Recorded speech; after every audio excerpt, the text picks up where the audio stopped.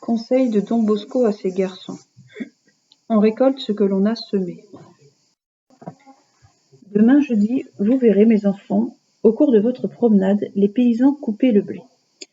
Une fois fauché, on le met en gerbe, puis de ces gerbes, on fait des meules que vous pourrez admirer au milieu des champs.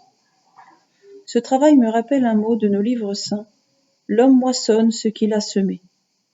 Dites-moi, mes enfants, si ces paysans, qui sont heureux aujourd'hui de moissonner leur blé, n'avaient pas labouré, ensemencé, puis enlevé les mauvaises herbes, pourraient-ils connaître maintenant cette joie du moissonneur? Non, n'est-ce pas? Car pour récolter, il faut d'abord semer. Il en sera ainsi pour vous. Si vous semez maintenant, un jour vous aurez, vous aussi, le plaisir de moissonner. Mais si vous négligez ce travail du semeur, quand viendra le temps de la moisson, vous mourrez de faim. Et prenez bien garde à ce que dit le bon Dieu. On récolte ce qu'on a semé. Qui sème du blé, récolte du blé. Qui sème du maïs, récolte du maïs. Qui sème de l'orge, récolte de l'orge. Mais celui qui sème des chardons, récolte des chardons. Voulez-vous que votre récolte soit bonne? Jetez en terre du bon grain. Et rappelez-vous bien que la fatigue supportée au temps des semailles n'est rien comparé à la joie que donne la moisson. Encore une chose. Pour que le grain mûrisse et donne un bel épi, il faut le semer en son temps. Le blé en automne, le maïs au printemps, et ainsi de toutes les semences. Qui ne sème pas à temps ne récolte rien. Eh bien, je vous le demande, quelle est la saison pendant laquelle l'homme doit semer? Au printemps, pendant sa jeunesse.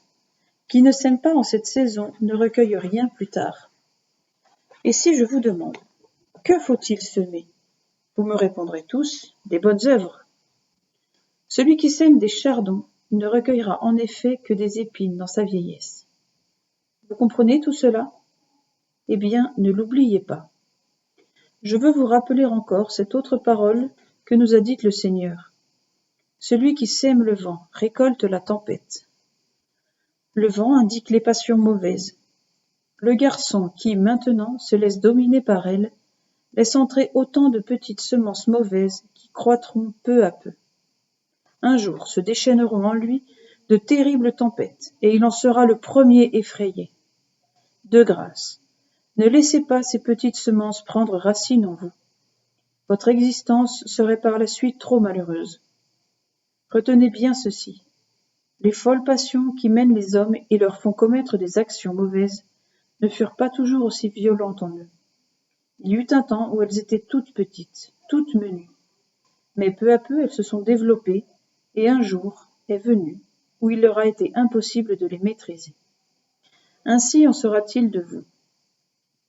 Quand un garçon entretient de petites passions en lui, et que, au lieu de chercher à les mater, il dit « Oh, ce n'est rien », je tremble et je me dis « C'est vrai, aujourd'hui ce n'est rien ou pas grand-chose, une herbe qui sort à peine du sol. » Mais laissez-la grandir et vous verrez.